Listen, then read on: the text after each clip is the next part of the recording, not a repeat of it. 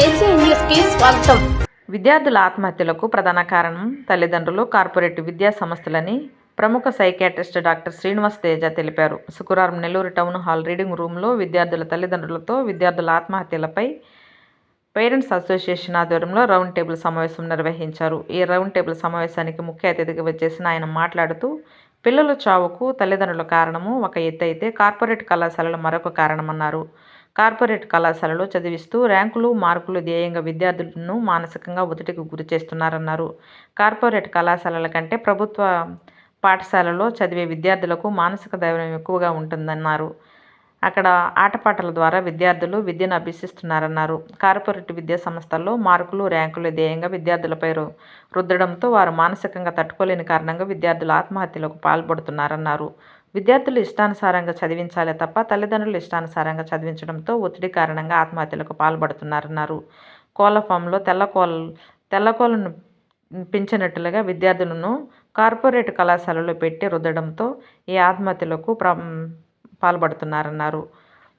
ఇప్పటికైనా తల్లిదండ్రులు గ్రహించి ప్రభుత్వ పాఠశాలలో విద్యార్థులను చదివే విధంగా ప్రోత్సహించాలని తెలిపారు. ఈ కార్యక్రమంలోని పేరెంట్స్ అసోసియేషన్ అధ్యక్ష కార్యదర్శులు నరహరి, ఉడత రాజశేఖర్ యాదవ్, రమేష్, జయప్రకాష్, విద్యార్థుల తల్లిదండ్రులు పాల్గొన్నారు. డాక్టర్ శ్రీనివాస్ తేజ, నేను సైకియాట్రిస్టు. హరి వచ్చి పిల్లలు ఆత్మహత్యల మీద ఒక అవగాహన పెడతామంటే సరే, నేను కొంచెం బిజీగా ఉన్నా కానీ సరే, ఎందుకంటే ఇదంతా చూసేది నేనే అక్కడ, అందుకని సరే 4 మాటలు మాట్లాడదామని వచ్చాను. విద్యార్థులు ఆత్మహత్యలు చేసుకుంటున్నారు. ఒకసారి జాగ్రత్తగా గమనిస్తే ఆత్మహత్యలు చేసుకునే వాళ్ళంతా కార్పొరేట్ కాలేజీల్లో చదివే వాళ్ళు మాత్రమే. గవర్నమెంట్ కాలేజీలో చదివేవాళ్ళు చేసుకోవట్లేదు, కోఆపరేటివ్ కాలేజీలో చేసేవాళ్ళు చేసుకోవటం లేదు. కేవలం కార్పొరేట్ స్కూళ్ళల్లో కాలేజీలో చదివేవాళ్ళు మాత్రమే ఆత్మహత్యల సంఖ్య ఎక్కువగా ఉంది. మరి దీనికి కారణాలు ఏంటి? ప్రభుత్వమా, కాలేజీలా, లేకపోతే విద్యార్థి తల్లిదండ్రులా? ఎవరు కారణం అని చూస్తే నేను స్పష్టంగా చెప్తున్నా, ఈ పిల్లల చావుకి తల్లిదండ్రులే కారణము. ఎందుకంటే పొయ్యిలో వేడి ఉంది, నువ్వు మన పొయ్యిలో చేయబెడితే చేయగలుగుతుంది కదా. కార్పొరేట్ సిస్టమ్ అనేది కేవలం బిజినెస్, మార్కులు, ర్యాంకులు తప్ప పిల్లల ఎదుగుదలకు సంబంధించినటువంటి విద్యా ప్రమాణాలు ఏవి పాటించేవి కాదు. నువ్వు పిల్లోని తీసుకెళ్ళి మా వాడు ఎంబీబీఎస్ చదవాలా, మా వాడు ఐఐటి చదవాలా అని చెప్పేసి నువ్వు వాడిని తీసుకొస్తే వాడి సామర్థ్యం ఉందా లేదా, వాడికి కోపింగ్ స్కిల్స్ ఉన్నాయా లేదా, అసలు వాడికి ఇంట్రెస్ట్ ఉందా లేదా, ఇవన్నీ తెలియకుండా కేవలం వాడి భవిష్యత్తు కోసము, మేము చేసేది వాడి కోసమే కదా, వాడు చదివితే వాడే కదా ఉపయోగపడుతుంది, వాడి మంచి కోసం కదా మేము ఎంత ఖర్చు పెట్టి కార్పొరేట్ కాలేజీలో చేర్పిస్తున్నామంటే, మరి వాడి దగ్గరికి పోయిన తర్వాత వాడి పద్ధతిలోనే వాడు చూస్తాడు. మీరు గతంలో చూస్తే పిల్లలు చదువు అనేది జీవితంలో ఒక భాగమే తప్ప చదువే జీవితం కాదు. ఇప్పుడు మన ఎడ్యుకేషన్ సిస్టమ్ అంతా ఎట్టుందంటే చదువే జీవితము, సీటు కొట్టడమే జీవితము, ఉద్యోగం సంపాదించడమే జీవితం.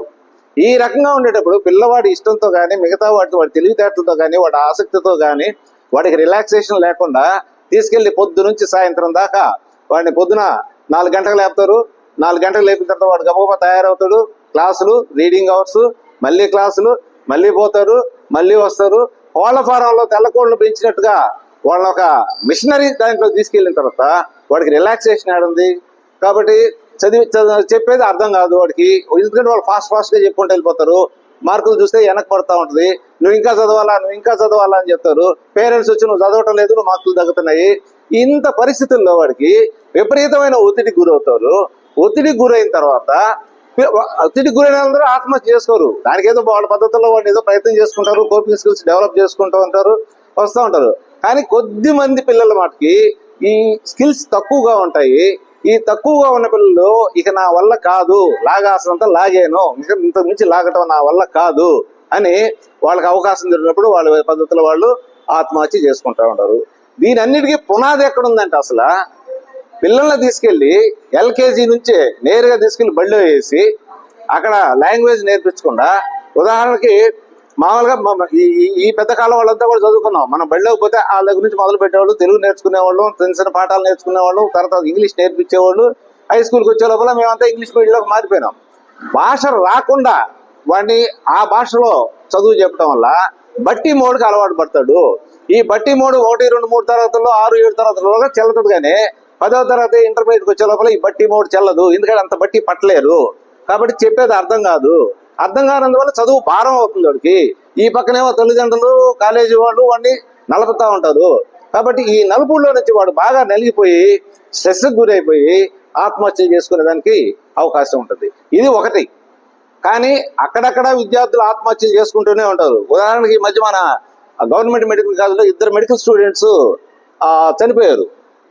వాళ్ళకేం ఒత్తిడి లేదు. అదే ఫ్రీ ఎడ్యుకేషన్, గవర్నమెంట్ కాలేజీ, ఎవరి మీద ఒత్తిడి ఉండదు. మెడికల్ కాలేజ్ చదివితే చదువుకుంటే ఎవడు పట్టించుకోడా. మరి వీళ్ళు ఎందుకు చచ్చిపోయారు అంటే మానసిక ఆరోగ్యాన్ని గురించి ఇక్కడ మనం చూడాల్సి వస్తుంది. ఫ్యామిలీలో ఎవరికైనా డిప్రెషన్ వచ్చే లక్షణాలు కానీ ఉండే, లేకపోతే ఫ్యామిలీలో ఆత్మహత్యలు చేసుకునేటువంటి చరిత్ర కానీ ఉన్నప్పుడు వాళ్ళు యంగ్ ఏజ్ లో డిప్రెషన్ గురేదానికి అవకాశం ఉంటుంది. దీన్ని సరైన సమయంలో గుర్తించి వైద్యం చేస్తే వాళ్ళు బతుకుతారు.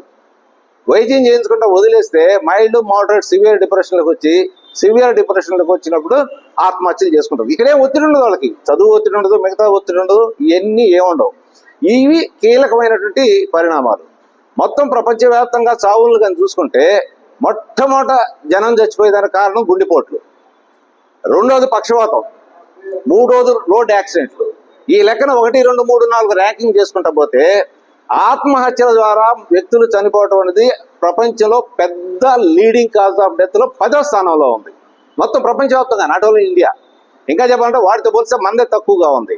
ఈ 10వ స్థానంలో ఉన్న ఆత్మహత్యలు ఎక్కువ భాగం కుర్రవాళ్ళు, భవిష్యత్తు ఉన్నవాళ్ళు, భవిష్యత్తు తరానికి, దేశానికి ఉపయోగపడాల్సిన వాళ్ళని ఈ 2 రకాలుగా, ఒకటి మానసిక ఆరోగ్యాన్ని అంచనా వేయకుండా పోవటం, సరైన సమయంలో వైద్యం తీసుకోకుండా పోవటం, ఒక రకమైన మానసిక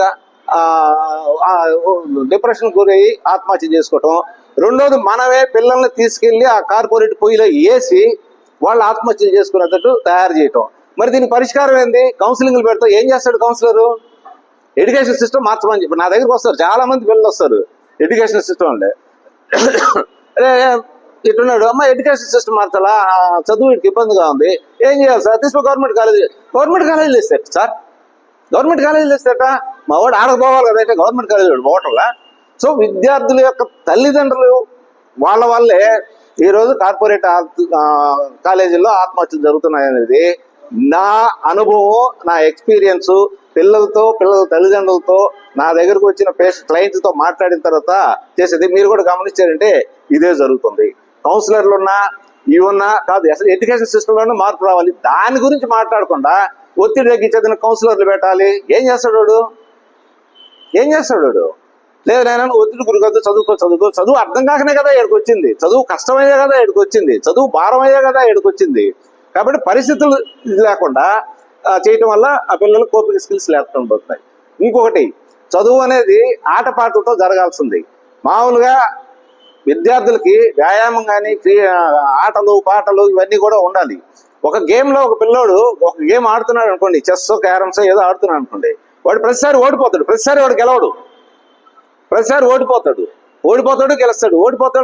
సో గేమ్స్ ఆడటం వల్ల, స్పోర్ట్స్ లో పాడటం వల్ల ఓటమి అనేది కామన్ అనేటటువంటి మైండ్ సెట్ డెవలప్ అవుతుంది ప్రతి వాళ్ళకి.